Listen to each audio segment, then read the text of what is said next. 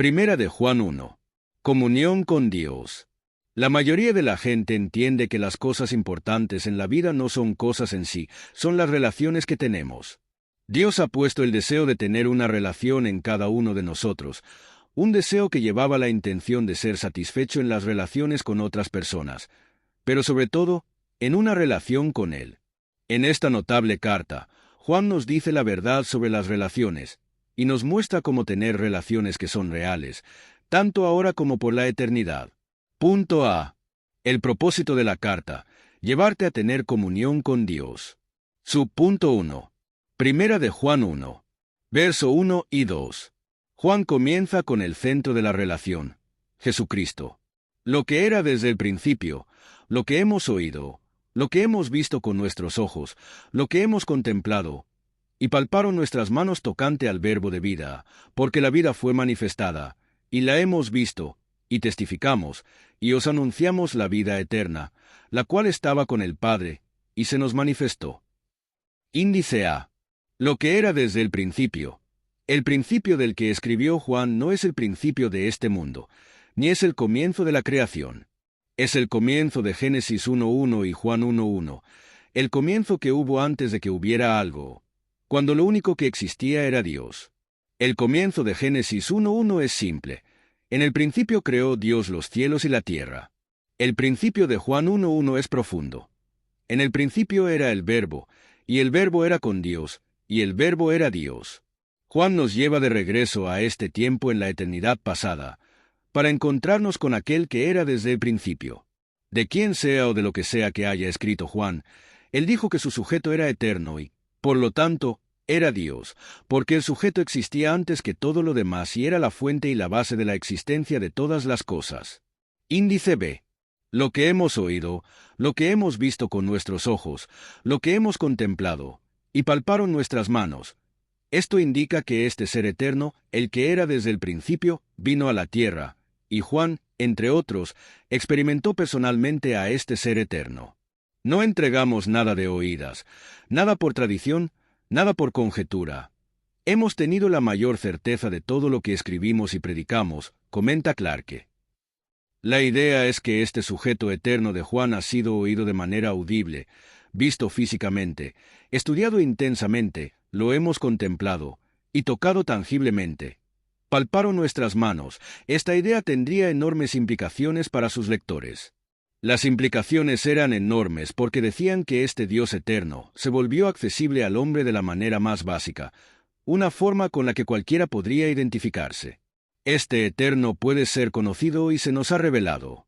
Las implicaciones eran enormes porque demostraban que las palabras de Juan tienen el peso de la evidencia de un testigo ocular. No hablaba de un mito ni de una historia inteligente.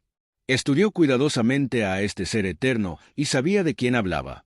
Enormes, porque desacredita las enseñanzas peligrosas que se estaban infiltrando en la Iglesia, conocidas como gnosticismo. Parte de la enseñanza del gnosticismo era que, aunque Jesús era Dios, en realidad no era un hombre físico, sino una especie de fantasma pseudofísico. Sin embargo, Juan declaró: yo lo oí, yo lo vi, lo estudié, lo toqué. Índice C. El verbo de vida. Juan identificó a este ser eternamente existente, que estuvo físicamente presente con Juan y otros. Observa la repetición de nuestros, y no, mis, como el verbo de vida. Este es el mismo logos del que se habla en Juan 1:1. La idea del logos del verbo era importante para Juan y para los mundos griego y judío de su época. Para los judíos, a menudo se hacía referencia a Dios como el verbo porque sabían que Dios se revelaba perfectamente en su palabra. Para los griegos, sus filósofos habían hablado durante siglos sobre el logos, la base de la organización y la inteligencia en el universo, la máxima razón que controla todas las cosas. Es como si Juan les dijera a todos: este logos, del que han estado hablando y escribiendo durante siglos, bueno, lo hemos escuchado, lo hemos visto, lo hemos estudiado y lo hemos tocado. Déjenme ahora hablarles de él. Índice D.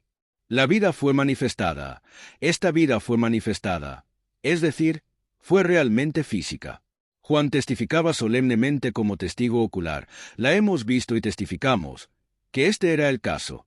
Esto no era un cuento de hadas, no era una historia de érase una vez. Esto era real, y Juan nos lo cuenta como testigo ocular. Índice E. La vida eterna, la cual estaba con el Padre.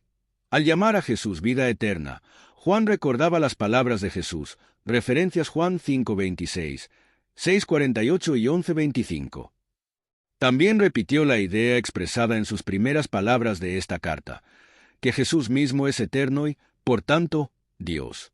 Podemos decir que las personas son eternas, pero lo decimos con el entendimiento de que queremos decir que son eternos en el sentido futuro.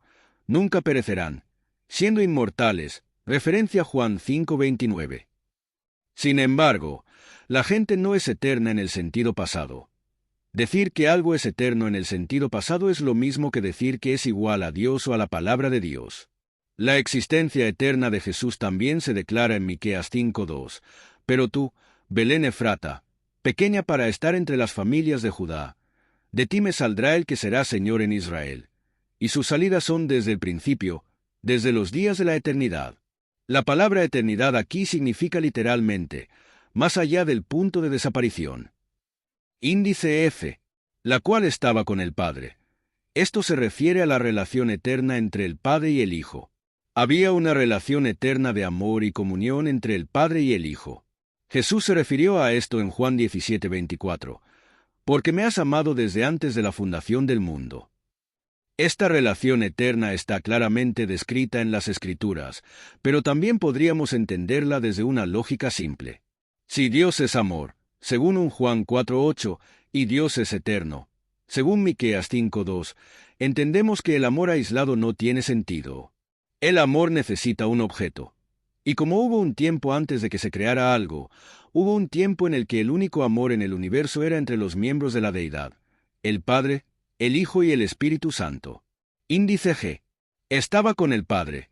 La palabra con indica que este ser, que es eterno, y es la vida eterna en sí mismo, es distinto del Padre. Juan construye el entendimiento del Nuevo Testamento de la Trinidad, que un Dios existe como tres personas, iguales y una, pero distintas en su persona. La Biblia une los nombres del Padre, del Hijo y del Espíritu Santo de una manera inimaginable para otras personas. Leemos, «Id y haced discípulos a todas las naciones, bautizándolas en el nombre del Padre, y del Hijo, y del Espíritu Santo», nos dice Mateo 28:19. Sin embargo, nunca diríamos, «Id, pues, y haced discípulos a todas las naciones, bautizándolos en el nombre del Padre y del Hijo y del Arcángel Miguel». Leemos, «La gracia del Señor Jesucristo, el amor de Dios y la comunión del Espíritu Santo sean con todos vosotros», nos dice 2 Corintios 13:14. Sin embargo, nunca diríamos, «La gracia del Señor Jesucristo, el amor del apóstol Pablo y la comunión del Espíritu Santo sean con todos ustedes». Leemos, «Elegidos según la presciencia de Dios Padre en santificación del Espíritu, para obedecer y ser rociados con la sangre de Jesucristo», nos dice 1 Pedro 1:2. Sin embargo, nunca diríamos, «Elegidos según la presciencia de Dios Padre, en santificación del Espíritu, para obedecer y ser rociados con la sangre del apóstol Pedro». Continúa. Suscríbete.